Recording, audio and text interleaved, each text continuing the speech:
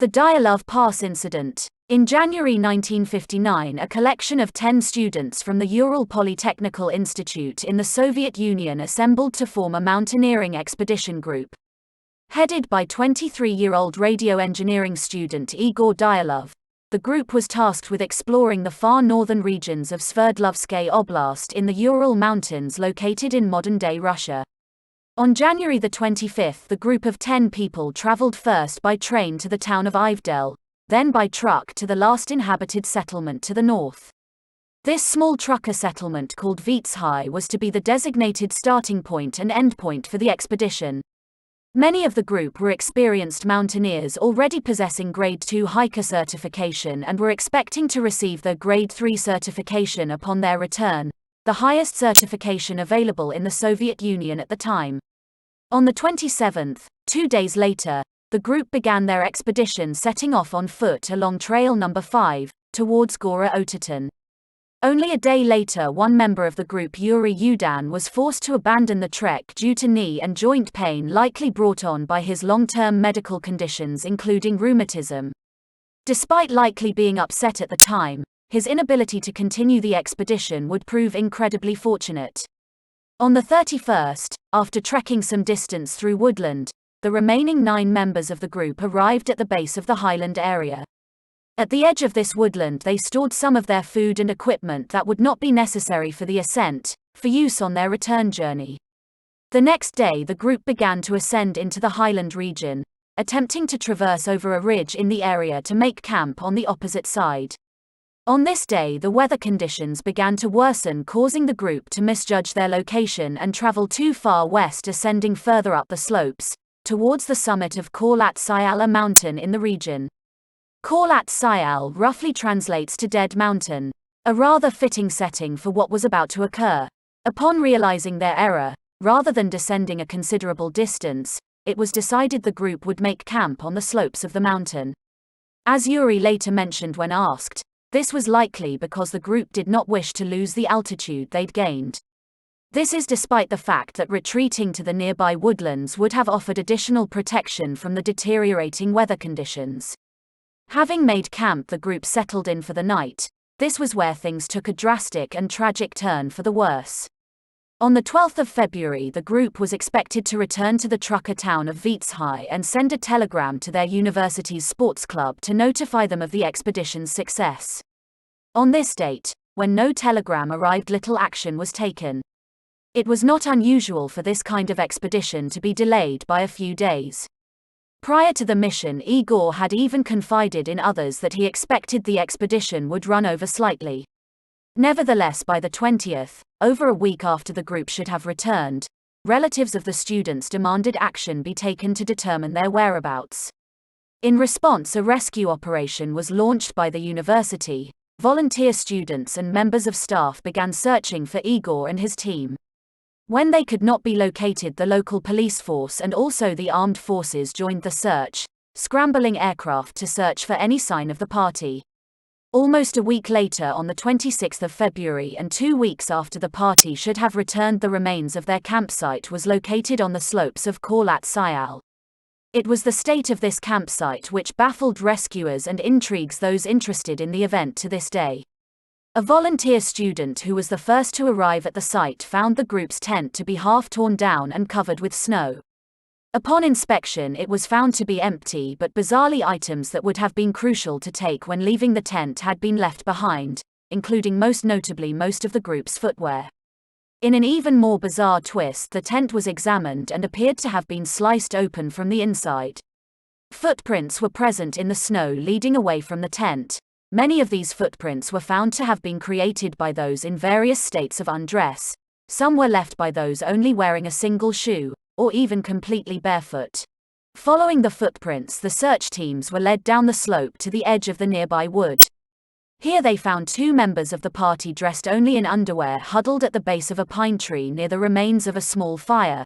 Both members of the group were dead.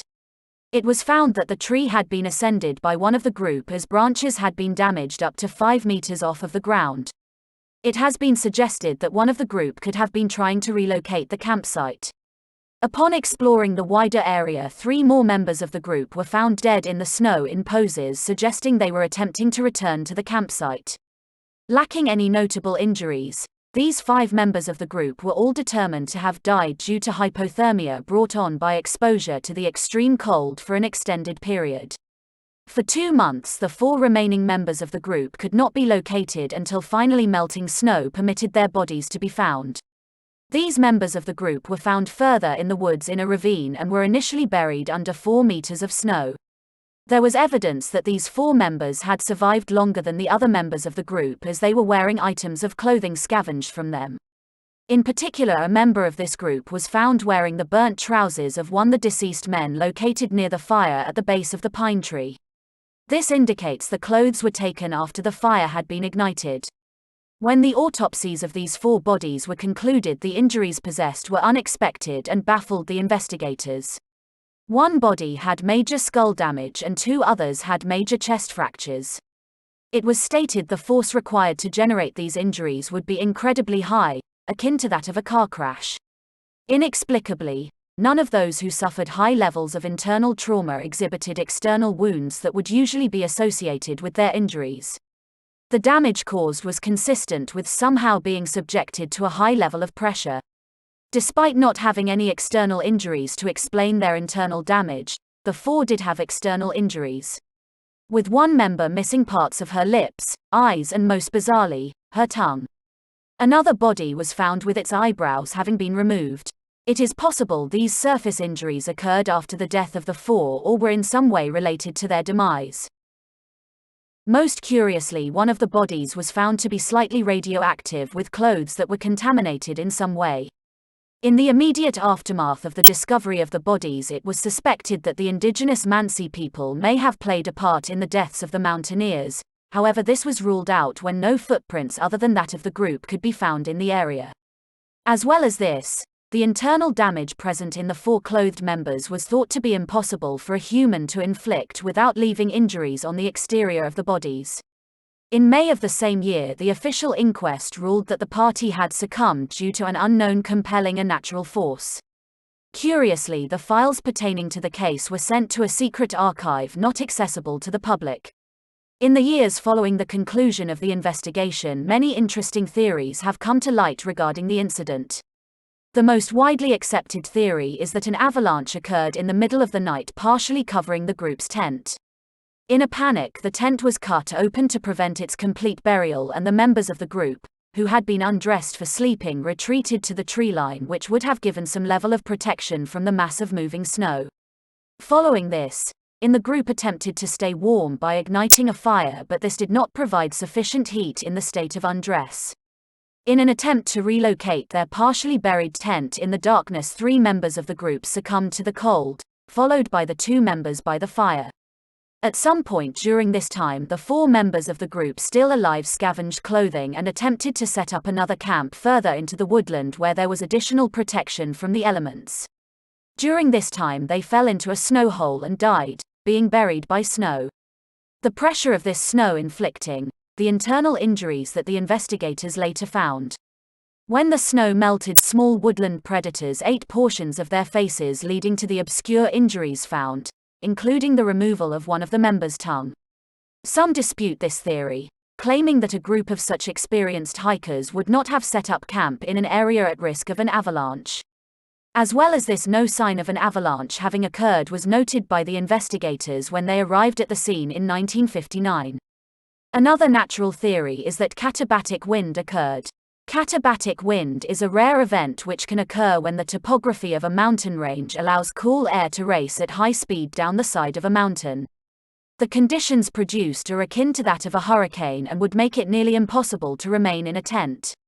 In these conditions, the group may have partially buried the tent themselves in order to prevent it from being damaged by the wind, and then fled to the treeline, dying in the same way as outlined previously. Although katabatic wind is incredibly rare, this theory has more merits than the avalanche theory. The topography of the region was thought to be able to generate the conditions required for the wind to occur. Furthermore, the first case of katabatic wind was not reported until 1978 in Sweden. Therefore, there was no way for the group to have known about the possibility of such an event and no reason for them to have been weary of the region they set up camp in, despite their experience. Another factor that favors this theory is that a torch had been left lit above the partially buried tent, suggesting the members of the group did have time to mark their campsite, which would have been unlikely in the event of an avalanche. A slightly more obscure theory was popularized by Donnie Icar in 2013. This theory proposes that air moving around the summit of the mountain was able to produce infrasound at a particular frequency that is known to induce panic attacks in humans. In this theory, the group, overwhelmed by irrational panic, fled their tent to the woodland where they were far enough from the summit that they could no longer perceive the infrasound and regained their composure. It has also been alleged that the Soviet military could have played a part in the deaths. There is documented evidence that parachute mines were being tested in areas near the location of the group during the time that they were there. Parachute mines detonate above ground whilst they are still falling. This is significant as this allows them to produce injuries that are similar to those found inflicted upon the bodies found in the ravine. This theory is supported by two separated sources. Firstly, another group of hikers 50 kilometers away from the party saw orange spheres in the sky on the night of the incident. Secondly, a former police officer who led the initial investigation in 1959 has since come forward to reveal members of his team reported to him that they had seen strange objects in the night sky during the investigation. He was ordered to dismiss all claims of such occurrences by his superiors. No mention of entities in the sky was included in the original inquest, suggesting the possibility of a government cover-up. Some theorists take this a step further, claiming that photographs taken at the scene of the partially destroyed tent show that it was never erected correctly in the first place. A mistake that experienced hikers would never have made. These theorists suggest that the campsite itself could have been staged to cover up the fact that the group never made camp in the area. The reasons for doing so are unclear and most experts dispute such claims. Additional strange details further complicate the case. A witness at the funerals of the deceased claimed that their bodies were unusually tanned and were deep brown in color. This, along with the radioactive contamination on one of the bodies, caused some to suggest the Soviets could have been testing experimental radioactive weaponry in the region, whilst others suggest that the discoloration was a natural effect of the mummification of the bodies under the snow and that the source of the radiation was none other than the group's own thorium torch. Another investigation in 2019 concluded that an avalanche led the group to leave the camp with inadequate clothing and die of exposure on the mountainside. Does this explain all of the evidence collected in 1959? Perhaps we will never truly know what happened on that mountain ridge on that fateful night. Was the cause natural, human, or perhaps something so horrifying we should be glad we never found it? The only thing we know for certain is 9 people, 2 women and 7 men died on that mountainside, including Igor Dyatlov, after which a nearby pass has been named in his honor. That concludes our exploration. Stay curious, everyone, but please be cautious. You never know what you might uncover.